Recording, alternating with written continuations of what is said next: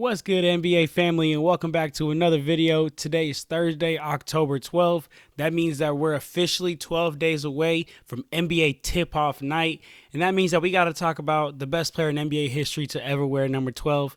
I ain't gonna lie, y'all, there were some good options for number 12, but it essentially just came down to two players for me. It came down to Dwight Howard or John Stockton.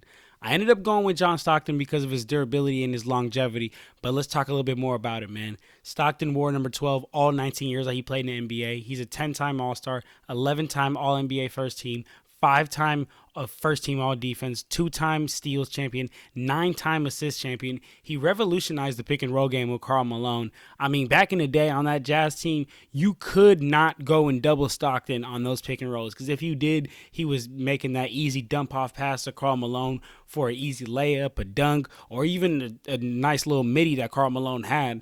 But if you decided to help on Karl Malone too much, man, John Stockton just shot the lights out. In his prime years that he was in the league, he shot 44% from the three-point line on multiple attempts from the three. So it was one of those pick your poisons type situations with the Stockton and Karl Malone pick and roll.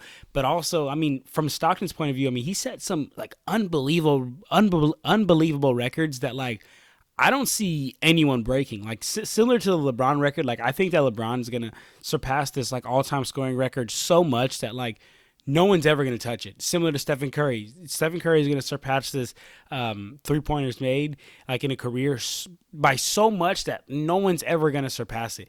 And similar to some of these stats that Stockton said, right? He's an all-time leader in NBA for steals with 3,265. Jason Kidd, who is in second place, is 700 steals behind him.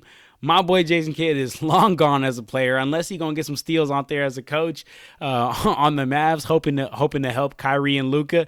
I don't see how he's going to be able to catch Stockton. Stockton's also all-time NBA history assist leader.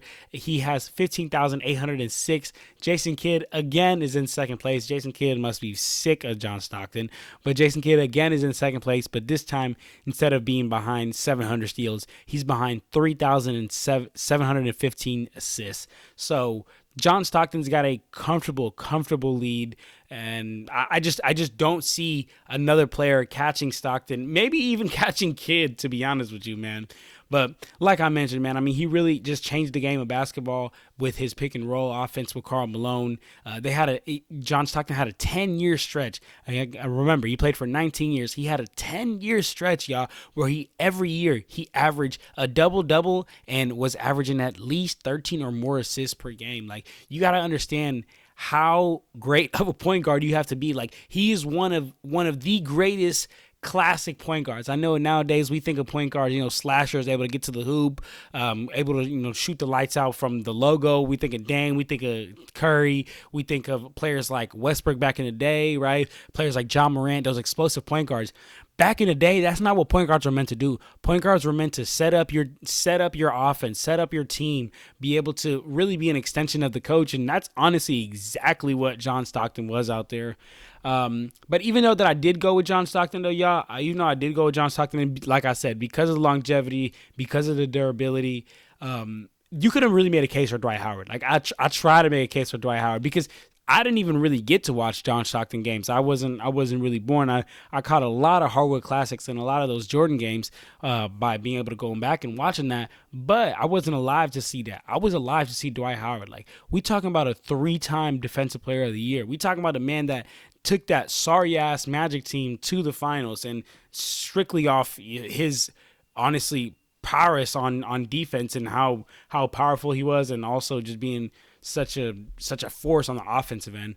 But y'all know what we like to do over here, man. We like to get into the favorite memory or favorite thing when it comes to this person. And for me, man, my favorite memory when it comes to John Stockton is his durability, man. Not only did he play a ridiculous 19 years, and he had an impactful 19 years. Like, y'all, LeBron James is a one of one. LeBron James is the greatest player of all time, and he's in year 20. John Stockton, and still being impactful. John Stockton was in year 19, still being impactful. And the crazy thing is, y'all, when I talk about his durability, he doesn't miss many games, y'all. He played 19 years. There was only 3 seasons that he did not play all 82 games. It was 1989 and 90, where he played 78 games, so he only missed 3 or 4 games.